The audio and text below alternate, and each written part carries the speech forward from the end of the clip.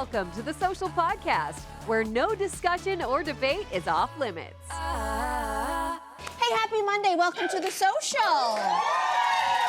Yes, let's do this. We'd like to welcome back comedian and content creator Carly Thorne. Hello. Hi. Okay, everybody, so don't know if you saw this, but Justin Trudeau and Katy Perry made things official on Saturday. There it is. They officially stepped out to a cabaret to celebrate Katy Perry's birthday in Paris on Saturday night. So you can see there, it's official. Hands held, like she's wearing that gorgeous red dress. Look at that suit, Mr. Trudeau. Carly, this is a hard launch of hard launches. What do you make of this? I love it. I love that Justin Trudeau has gone from running a country to being a trophy boyfriend. He seems thrilled by it. Like, I think he's just ready to be carefree. I can't think of a more stressful job than running a country, and now he just wants to, like, walk red carpets with a pop star. I love it. Yes. And I think it's good because it shows that they're kind of on the same level. You know, Taylor Swift broke up with her ex-boyfriend because he didn't want to be public, and she really, really did. And it seems like Justin Trudeau, really wants to be with Katy Perry and publicly. Like, he's down for the red carpets. He's down for all the photo ops. Yeah. Love this. Yes. Yes. Yeah. What do you guys think? I mean, I have mixed feelings. Like, on the one hand, I'm kind of happy for him, right? Like, I can't, like you said, you think about the position that this man was in for so long. The F Trudeau signs, the bumper stickers. I was just up north on the weekend. They're still up in certain places, right? The man's been out of office for quite some time. So that must have been very stressful. Plus, a very stressful divorce. Like that. In the middle of all of that. In the middle of all that. That had to be heartbreaking. So I do like the idea that he's found something. Having said that, I mean, like, it's a bit of a rebound. And I can imagine that from his people who are haters. For him or for her? Both. Both of them. And I just feel like for his haters, I feel like as much as we'd love for them to be like, maybe have an awakening of all of the criticisms they lobbed at him. Well, look, he kind of got the girl. That's one way of looking at it. But the other way to look at it is that, like, the people who always accused him of, like, maybe always not really being very great at politics, or not very serious, or that he really just wanted the spotlight on him. That maybe adds more fuel to that particular fire. So I don't know, guys. Listen, I feel like no matter who he dates afterwards, he's gonna get criticized. Because if he dated a very serious woman, they would criticize. He's dating a pop star, they'd criticize. Listen. He did have a girlfriend before Katy. Exactly. He did? He already did a rebound, and she was probably... Am I breaking news here? Yeah. I didn't know that. But she was a regular... She was a regular person. Yeah. So he's already done his rebound, so this might last. Oh, I like how people want this to last. But here's the deal. I feel like this coming out was kind of forced, because you guys remember last week there was a photo of them on the yacht making out. He was topless in his jeans and she was in her bathing suit. So I think once that photo's out there, you're kind of gonna be like, you know what, gig's up. We may as well hold hands and walk out. And they look so happy, which I hope people, no matter if you like his politics or not, let's just be happy for people when they're in that honeymoon bubble, regardless of how long it lasts. But you know the photo that I am waiting for? Because you know who Katy's little group of friends are. It's Kim Kardashian. It's the Jeff Bezos and his wife. I'm waiting for, it's not real to me until I see him hanging out with all of her friends. Oh. That to me is when she starts introducing him to Oprah and Gail's part of that group. When I see that group photo, then I'm like, oh, he's in. He's in. Okay, fair. For now, he's being a good boyfriend and taking her out on her birthday. Good job, Justin. Yeah. We like that. We like that. You know why I love this so much? Is because it's the proof that it's never too late to find love again. She just celebrated her 41st birthday, and they always tell us as women, it is over at 35, baby. And this is a reminder that she was with Orlando Bloom for 10 years. Justin Trudeau was married to Sophie for 18 years. They have kids, they have families, they've had very serious lives. And so it's never done, kids. And the fact that she's 41, he's 53, and they're having this sort of like renaissance. In Paris. You know, in Paris. And I gotta tell you, not only does she look hot, I think he looks hot. They went to Crazy Horse Paris for her birthday, and it's a strip club. It's a Parisian strip club, so she's classy. Yeah. But I just think they are so hot and heavy right now. Yeah. And to believe that if you know you've ever gone through a divorce or a breakup later in life, there is a second act for everybody. So I'm just so happy for both of them. It's so joyful. Yeah, I'm in for it. I hope they laugh. Imagine if they get married. the pictures, Wow. the invite list. The Canadian Let's royal be wedding. very nice to them and talk about them very Justin, I kindly. better So get it's an invite. We I want an better invite get to an that wedding. invite. All right, so let's move on. So it seems hub sons are the new mama's boys, and they are proud of it. According to Vanity Fair, there's an unapologetic generation of young men happy to be living at home with their parents and documenting their lives as hub sons on social media. So, ladies and gentlemen, what do we make of these hub sons? We do not like. Listen, Mama's boy launching in 3, 2. So I was looking at this article this morning, and it was actually not called Hub Sons in this article. It was adjacent. It was calling it Trad Sons, okay? So it's sort of more the traditional wife kind of thing, but then it said Trad Sons. And I showed it to Jaya, and I said, be this. Be this. Now, what I meant is that it's not like that for me, it's about him becoming like my partner or anything like that. It was more about how economically things have been challenging. More and more people are staying at home, in particular young men. And they're learning things like, in this article it said, they cook, they vacuum, they take out the trash, and even arrange flowers. Now, to me, those are the important skills that matter. We're always complaining about partners not knowing how to do certain things. To me, if you can delay maybe launching, because there aren't a lot of jobs right now, and stay at home and learn these skills, you make a more desirable future partner for someone else. Real, That's why it's actually really important. No, that's so true.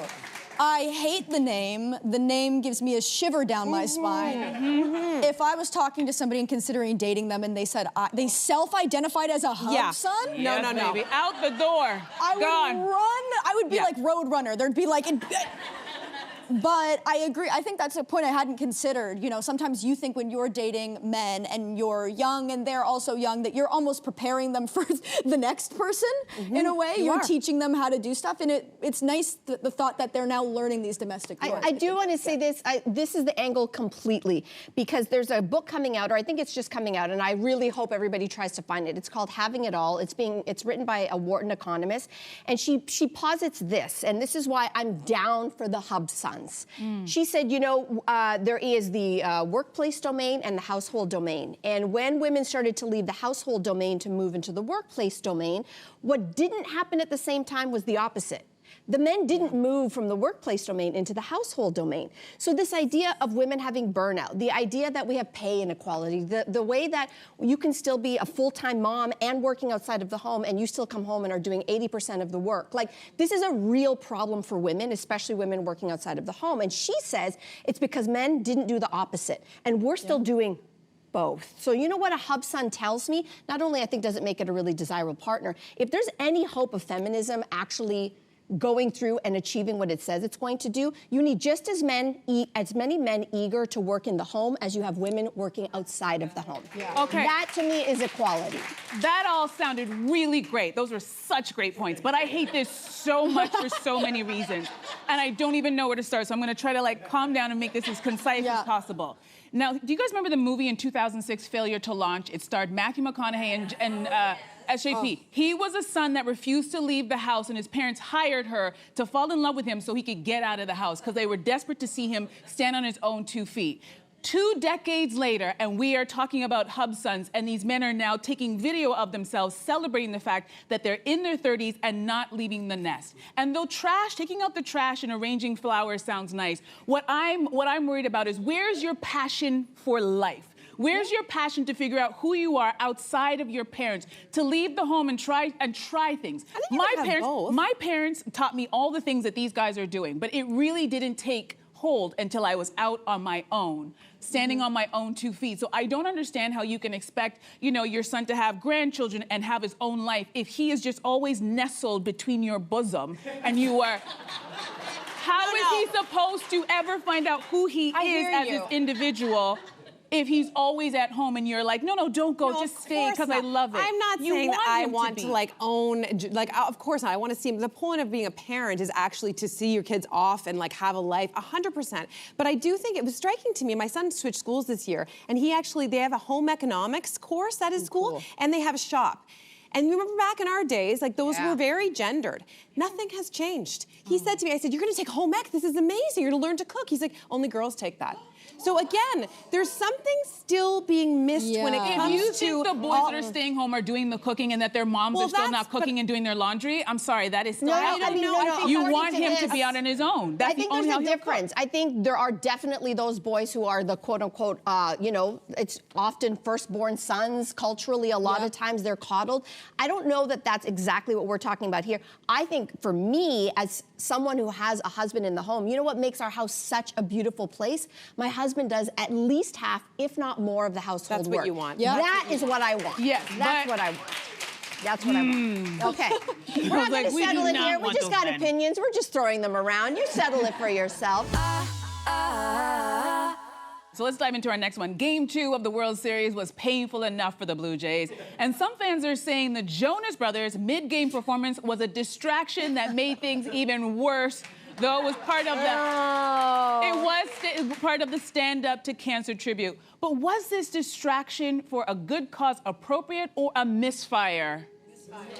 Misfire, right? Carly, what do you think? I thought it was tonally insane. I couldn't believe it. I was watching the game with friends, and a lot of them, because it was like a break or whatever, they went to go smoke outside, and it was just me inside. I felt like there was a gas leak. Game tied, feeling on edge. Then all of a sudden, everyone's holding up these really sad signs saying, like, people who they knew who died of cancer, and I was like, oh, I'm so depressed. This is so sad. And then they just call the Jonas Brothers up, and they sing a cheery little ditty. Yeah. And then I was like, I can't believe no one's here. No one's gonna believe me that this happened. Yeah. I couldn't believe it. So, and I mean, here's the question that I have: should the Jonas Brothers wear this, or should the organizers wear this? Organizers. Because they chose this, right? Organizers. And I feel like it's the Jonas Brothers who are really wearing this. And now people are complaining about there shouldn't be entertainment, or the placement of it was wrong.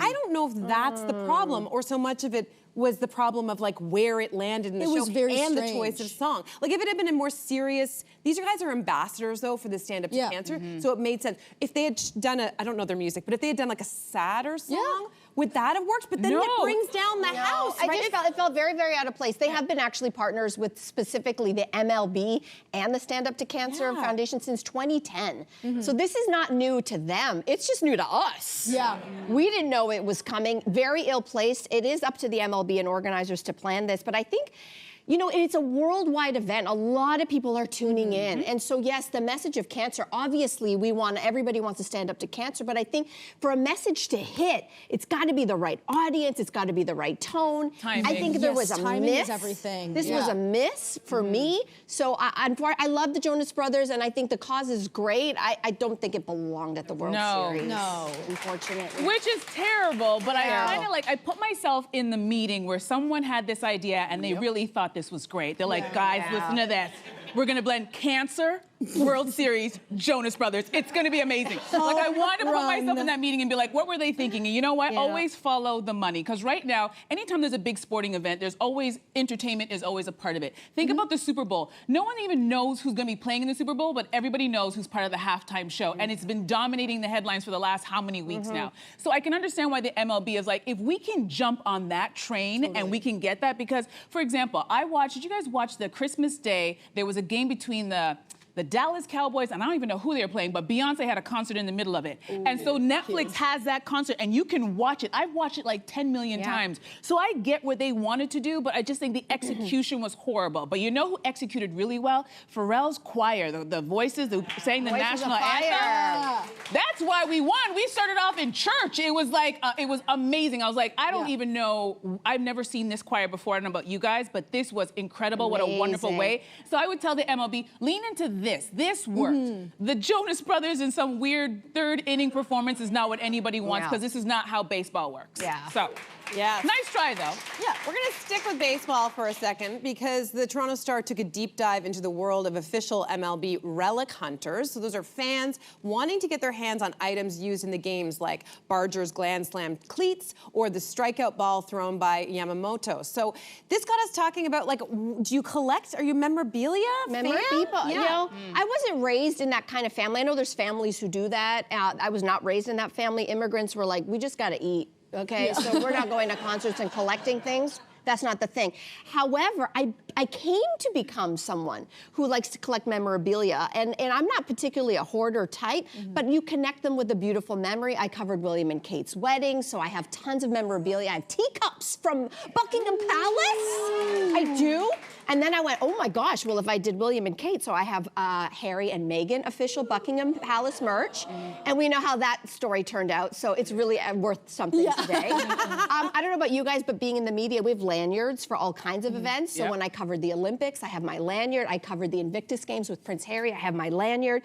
I also went to the baseball game on Friday, and guess what? I was trying to get memorabilia. The only thing I got my hands on was the free stuff, a free towel and a free scarf that they put on your chair, because the lineup, I took a video because I couldn't believe it. There was a lineup to try to get merch, and this lineup went from the level 100 up to 500 in Rogers Center. It was a 2-hour lineup. This was worse than the Taylor Swift concert. That's the majority of the game that you were standing in line. And so and they were paying an arm and a leg. Of course I wanted the World Series emblem. I didn't get it. If you've got some, send it my way. I wish I had it. I do. How about you, Carly? Are you into that? I'm not a huge collector just because I can't focus on one thing for long enough to just collect that. I would say the closest thing I would have to that is a t-shirt. Like I have a huge collection of t-shirts just because I'll always wear a t-shirt, and I love going to the concert and getting a t-shirt to remember it. Yeah. But I can't focus for long enough. But I love having little weird things. Okay. You know, what about you? That kind of works. Listen, I'm a very lucky girl. My father was a diehard Blue Jays fan.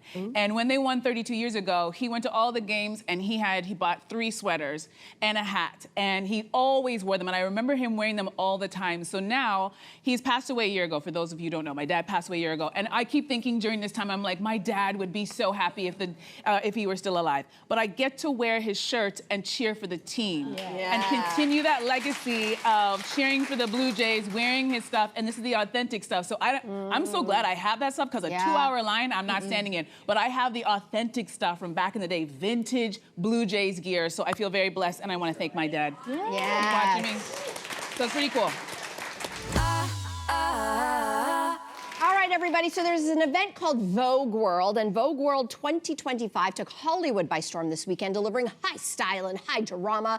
This year's theme was meant to celebrate the love affair between film and fashion, and brought together models, movie stars, and music royalty. We're gonna round up our favorite looks, because there were a lot to choose from, Cynthia. Yeah, I had to take a minute to wrap my brain around this show, because it was, as you mentioned, an homage to this ongoing relationship between film and cinema, between fashion and cinema, and it had these different chapters. So reflecting sort of different genres of movies. It was like Afrofuturism, historical, sci-fi, but also paid tribute to aesthetics, things like Gothic, Western, etc. And on top of that, they paired a costume designer with a major fashion house. So there was a lot going on in this thing. Having said that, it kicked off with the Hollywood glamour section, and Nicole Kidman kicked off the show.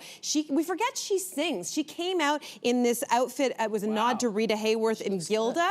She looks great. But then and it was incredible. She did an incredible performance. But it was actually Kendall Jenner who wore the actual costume. Do you remember this costume? From Moulin Rouge. So Nicole Kidman wore that in Moulin Rouge. This was the actual costume. I just love seeing those moments reflected, and they're literally walking around on the Hollywood lot. I love that. So that was super cool. That's a good one. Yeah. It's kind of life of a showgirl, too. It was very life of a showgirl. Mel, what do you think, Charlie? I really liked Julia Garner dressed as Marie Antoinette. yes. I feel like a lot of fashion things right now feel very Marie Antoinette coded. It's like people can't afford groceries, but we are having the most famous people in the world prance around in old costumes and things like that. So I like the kind of leading into the theme of that, of the let them eat cake. You know, Marie Antoinette would dress up as like a poor peasant and then pretend to just forage for food on her grounds. You know, she had a fake tiny little shack built on the grounds of her palace to pretend to be poor. It feels very of the current time in a way. When rich people wear like holes in their sweatshirt. It's like a $500 sweatshirt with holes in it. So I liked the kind of theme. I was like, Marie Antoinette would love Vogue World. She would not know how much a banana costs, but she would be happy to be there. You're so right. So true. For me, I don't know if it's spooky season, Halloween season, but there was an homage to Edward Scissorhands, the famous 1990 film, and actress Louisa Jacobson, she is from the Gilded Age era. So this was from McQueen and their take, I guess, of this look. And it's a very, like, 2025 version of Edward Scissorhands. And then there was another model, Anoki Ai, who is this gorgeous South Sudanese American model. And this was the most accurate rendition or take on the Edward Scissorhands look. And again, sort of that hearkening back of, you know, there's nothing like the good old days. I'm sorry, new movies, but there's nothing like the good old days. And I don't care how you feel about Johnny Depp, but the fashion was fashioning. Yes. So I love this. Yeah, everything so Loved far you guys it. have mentioned have been so cool to watch. The one that caught my eye was Tiana Taylor. She came out dressed as one of the female warriors from the movie Black Panther. Yes. She's also with the actress who also played in that role, Danae Guerrero. Hopefully I'm saying her name properly. But they came out and they did full performance. And I was like, yo, it was like, they brought me back to the movie and I forgot that I was watching a fashion show, and it's like, are you guys, Tiana Taylor should have been cast in this movie. If there's another one, she needs to be in it. She's the one that's really working that walk. But no, I thought they really leaned into the performance part of it. Very cool to watch. Oh my gosh, well that was fun. Yeah, that it was was fun, right? Carly Thorne, always a pleasure to have you here. Thanks for joining us. Thank you. All right. Subscribe to the Social Podcast so you don't miss a fiery debate. Until next time, socialites.